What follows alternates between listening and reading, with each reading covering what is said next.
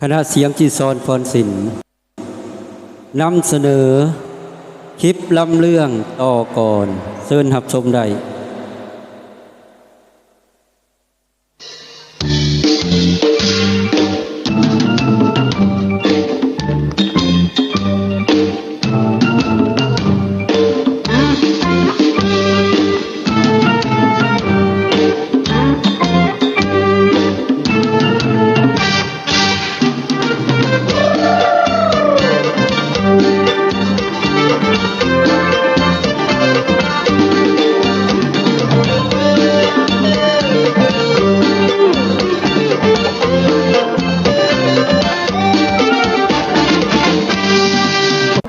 มาวันนี้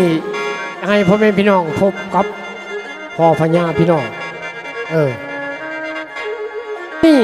พ่อพญาก็ได้ลูกออกมาคือว่าเท่าคุณลูกในการหาบานขึ้นมาพอดีวันนี้ให้พ่อแม่พี่น้องพบกับเท่าคุณลูกได้เลยนะโอกาสนี้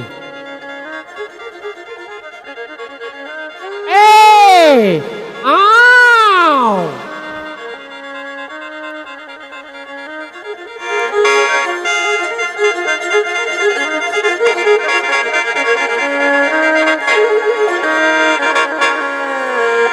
โอ้ยละฝนฝนตกละว่าฝนฝนตกคงไหลลงห้องห้วยปีเหลือว่านี่ฝนตกมาทีแล้วหมอนี้คิดหอดเจ้าโอ้โอ้ยนอนเศร้าอยู่ทุ่งนานาคนงามโอ้โอ้โอ้โอ้โอ้โอ้ลันนา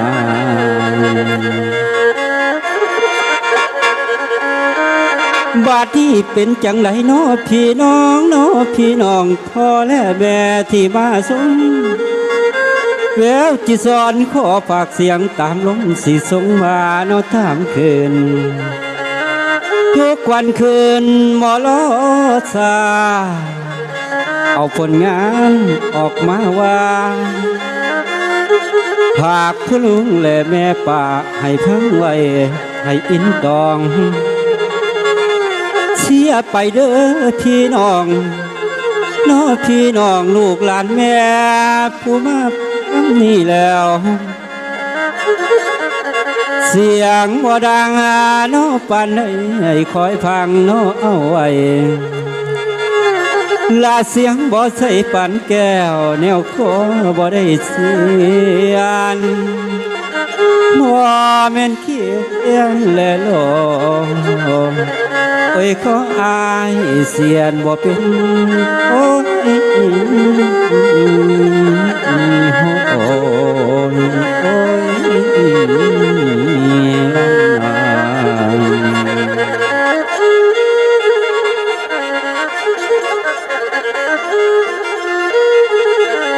สิบนิ้วขอกราบเป็นละวะวิธีแกนเพนทีรอหลับฟังสมมุนามตามทองเรืองกะนามแล้วซื้อว่าคุณลูกอยู่ที่เมืองกาสีแม่ที่วีเป็นคนเลี้ยงเดี๋ยวนี้ก็ใหญ่ขึ้นมาอายุ29 ปีพ่อกับแม่เอาอกเอาใจเสียเหลือเกินเพราะว่ามีลูกชายคนเดียววันนี้คุณลูกได้ยินข่าวว่าสาวอ้วขาอำคาอยู่นครกายสดสวยงามเสียเหลือเกินนางผ้ากระบอกป่านความเล่าลืออันนั้นคุณลูกอยากจะพบพ่อ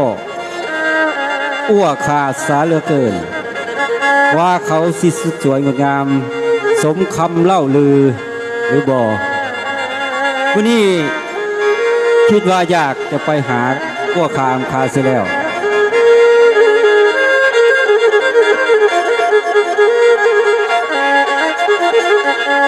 บัดนี้อายุได้19,000 คน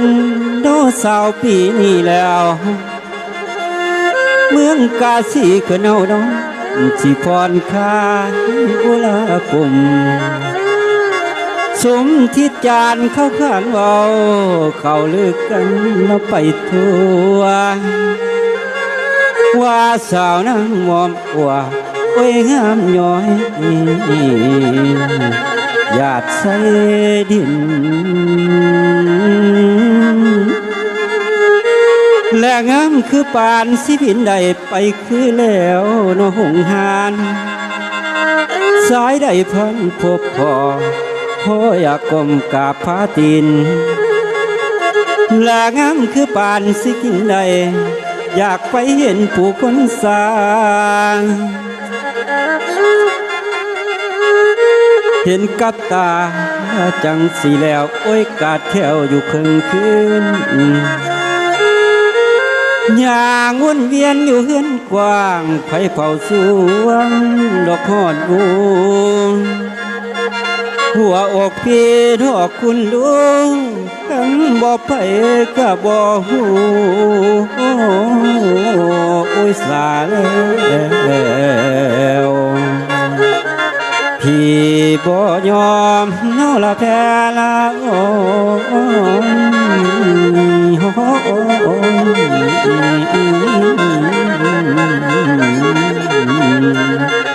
ลันนา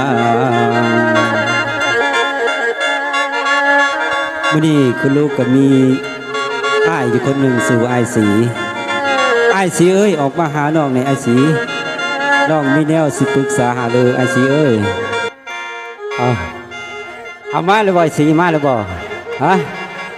อันน้องว่าสีพาอ้ายไปอันไปล่มสาว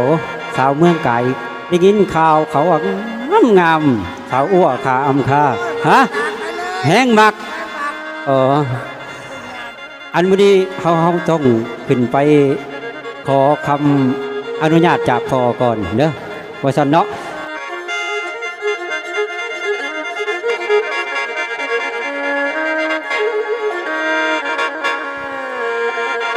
แล้วว่าบาดนี้มาจากเก่าบอนมันพญาใหญ่ทรงทำในพี่น้องและเนาในเมืองกาสีอยู่สบายเด้อหายหอนบ่มีเวรขันมาของบ่มีกรรมขันมาอะไรแม่เอ้ยแม่บ่มีเนาบ่มีเนวจังไรนี่สิมาเข้าไก่ตัวขาผู้โซอันเดี๋ยวนี้นั้นเนาอยู่เมืองกาสีกันมีเมียจันเทวีอยู่สบายเด้อหายอ่อนยังมีบุตรตาคอยคุณลูกเอ้ยกำลังไงแม่เอ้ย18 ปีก็ย่างเขา19 ปีก็ย่างเขาบ่มีคู่ละคู่ของมือนี่สอยมาแล้วสิไปคล้องคันคอยท่าคันบุตรตาเอ้ยทั้งลูกอ่อนตาเว้นสวยเด็ดแก่กา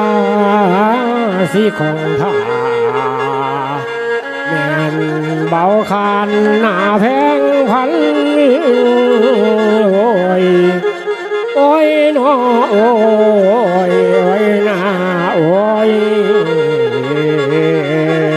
ลานา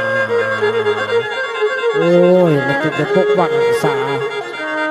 เมืองไผ่ผ้าพระราชไผ่ผ้าราษฎรหลายผ่านละปีพี่น้องเฮามีความอยู่เย็นเป็นสุขมื้อนี้โอ้ยตะเว้นก็สวยขึ้นมาพอแห้งยังบ่เห็นเท่าคุณลูกเดินทางขึ้นมาหามื้อนี้ก็สินั่งรอคอยอยู่นี่ซะก่อนไอ้สีย่างกำลังน้องเลยอันมื้อนี้ไปขอพอสิไปหาสาวอันได้ยินข่าวว่าสาวอ้วขาอำคาอยู่เมืองกายเว้สุดสวยงามเสียเหลือเกินเนาะฮะอันจักพอใช่ไปหรือบ่ก็ยังบ่ฮู้ได้มื้อนี้สิขึ้นมากราบไหว้พ่อก่อนสวัสดีพ่อ อันไหวพอเด้อไอ้สีเด้อ เอ้ยพวกเจ้าขึ้นมามื้อนี้แต่งตัวสดสวยงดงามนี่แต่พูดละรอสิพากันไปสาย จังซี่ดอกพอลูกนี่อยากมาขอพอเพราะว่าลูกนี่หากระไงเป็นบ่าวแล้ว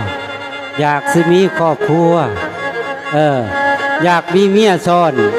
ได้ยินข่าวว่าสาวเมืองกายไม่งามพอ อยากให้พอนี่อนุญาตสิได้บ่ให้ลูกไปอยู่บ่พอ ยังไปก็ได้คะแนนให้มันได้นะลูกเด้อเอาลูกไผ่มาเฮือนเอามาเลี้ยงพอมาเลี้ยงยามาเลี้ยงปูมาเลี้ยงยาเอาก่อนที่ไปก็พอสิบอกลังสั่งสอนก่อนเด้อนี่เด้อแล้วมาว่านี่คุณลูกเจ้าสิออกจากบ้านไปสู่เด้อเมืองกายให้สบายมีสุขอย่าเวินเข้ามาตองย้ำสิไก่เด้อหนห้องพลานาสีเอ้ยจากพ่อแม่โอ้ยคุณเอ้ยบาปจะเข็นเว้นอย่าต้องกันเด้อเท่ากันดาวงามย้ำเจ้าไปสมคำอย่าไปต่ำต่อบนย้ำเจ้าไปสอนร้อนอย่าไปร้อนกันชูเพิ่นขันเป็นชูเพิ่นเดินตาใส่เจ้าอย่าเลี้ยว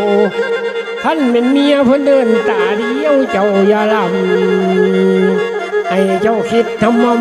น้ำตั้งแต่ผัวเว้นางลาผู้เพิ่นงามสวยไม้โอ้ยโอ้ยโอ้ยหนอโอ้ยโอ้ยลันนาเอาจงลาพอไปกันแล้วกันเถอะลูกเอ้ย เอาได้ยินพอเว้าก็ดีใจน้อยสีเนาะก็ถือว่าเฮาสิกะเก็บเจ้าพร้อมเด้อสิไปสู่อันสาวเมืองกายว่าซั่นเนาะโอเค